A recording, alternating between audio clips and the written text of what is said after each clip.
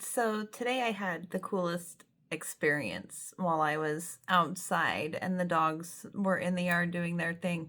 It was still pretty early in the morning. The sun was still just kind of coming up, and for once it wasn't gray. It was a little bit brighter, a little bit sunnier here in Washington, still cloudy, but brighter.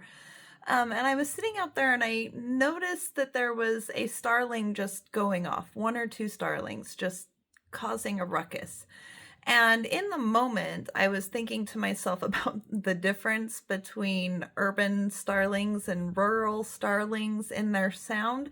And then it like dawned on me that they were making an alarm call, right? Which drew my interest even more because I was like, oh, is there a bird of prey there? Am I going to see a raptor flying off or, a dog or a cat or something not as interesting? So I started watching where the sound was coming from a little bit more, and I could see some starlings around. I didn't really see a whole lot of other birds in that moment, and there were still one or two starlings making a ruckus. And then two crows flew in. First one, and it flew in and dove right down into the scene and then became part of the noise.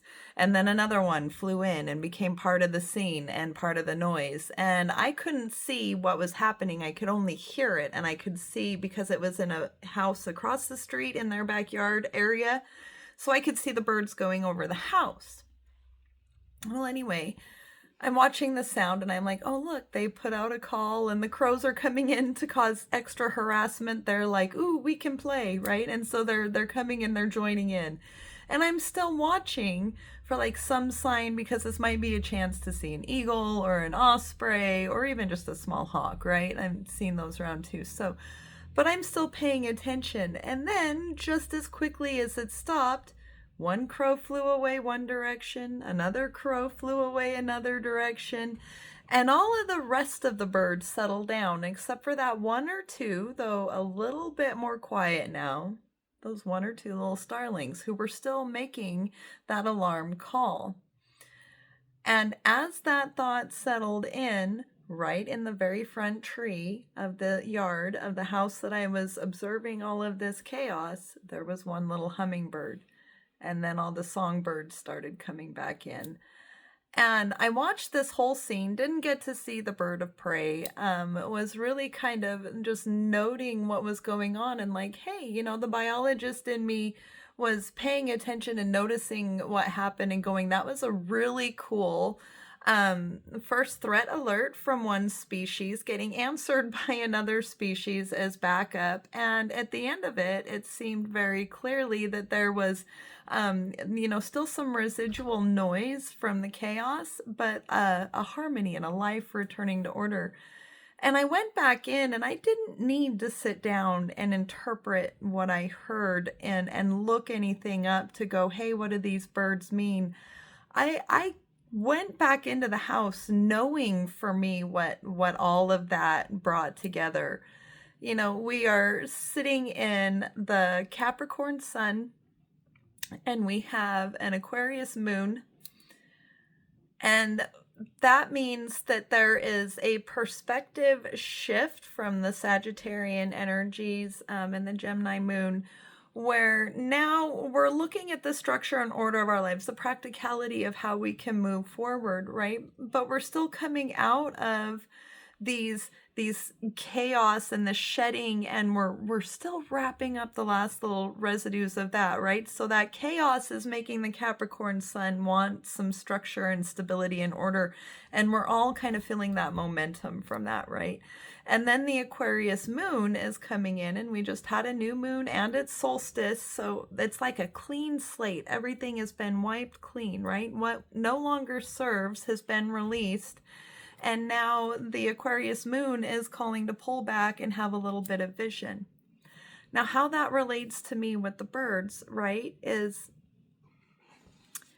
as the shedding is going on and as we are kind of tallying up, because a lot of this reframing and redirect, this Aquarius energies of being able to pull back, would have been like me watching the birds, being able to identify and see what was happening for what it was without needing to interfere or even in the moment label. The knowing arose after I walked away from it.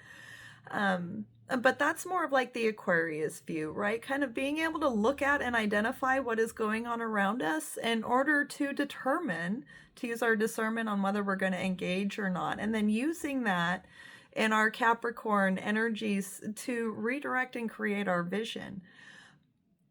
But the parts that the birds stood out to me the most was that there was an obvious threat in the area, right? Something innocent or something important, a value or a principle would be related in our psyche, right? And something was under threat, and a call went out.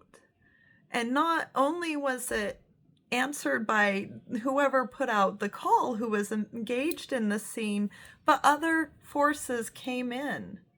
Right, and it doesn't matter whether it was successful or not. The message to me in that is, as you are going through this, seeking and looking for that guidance and trusting the universe to provide, right? So be able to pull back into that Aquarius vision when we're feeling those lack and limiting beliefs and mindsets. Sorry, I got distracted by something outside, so it derailed my thought for half a second. But when we're feeling those threats, right, the discomfort, the challenges, the adversities, just like the things that I've been going through the last several days, those endings, those deaths, those transformations, as we are going through those, we can put the call out, seek support from those around us, but just have that trust and that knowing that the support is there. It's coming.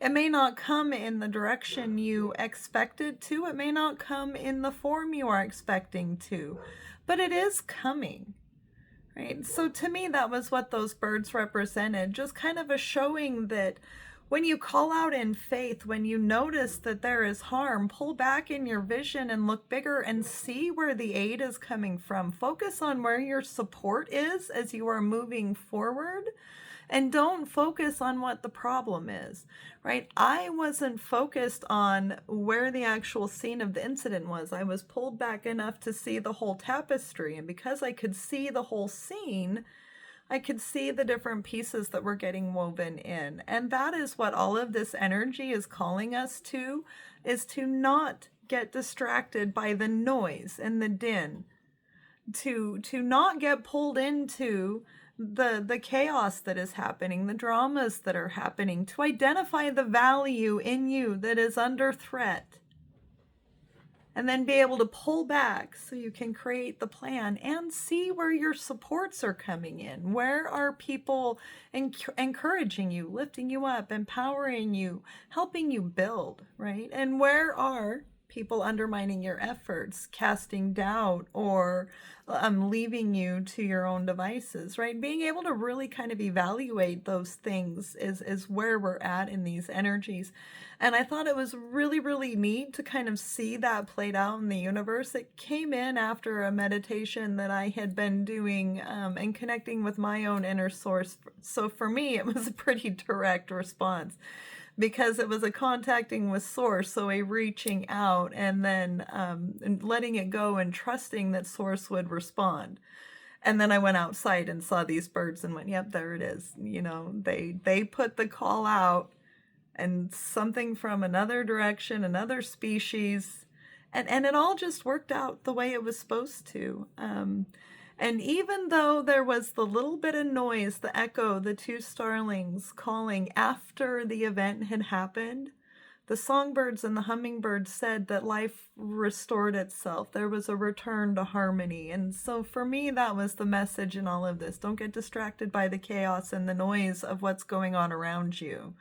Pull back, assess your situation, look for your supports, and remember that everything balances. So where there is disturbance, harmony will come back in. So anyway, that was what I wanted to share with you today. It was a really cool moment for me to have kind of that almost immediate validation from the universe that what I was working on. My subconscious is noticing the pattern, so it's working, and I enjoy that immensely. Source is always talking to us. It's just a matter of whether we're listening or not. So anyway, that was my story for today. I am really looking forward to this new year and the fire horse energy and the momentum. A lot of that momentum is already here. Like, we're already feeling it. That's why this is feeling so hard, is because that stuckness is breaking, right? We haven't even started winter yet, and for a lot of us the ice is melting, right? It's like that moment in Narnia where they're crossing the river and Santa appears. That's where we're at right now, right? Winter isn't coming anymore. Winter is over. And Santa is here. Anyway, that's what I've got. Have a great rest of your day. I hope that you have a great Christmas coming up. Enjoy your holidays however you celebrate it. You don't have to celebrate it the way everybody else does. Take the holidays back. They're holy days. Make them holy to you. Define them your way. Don't let anybody else tell you what they are. Love you.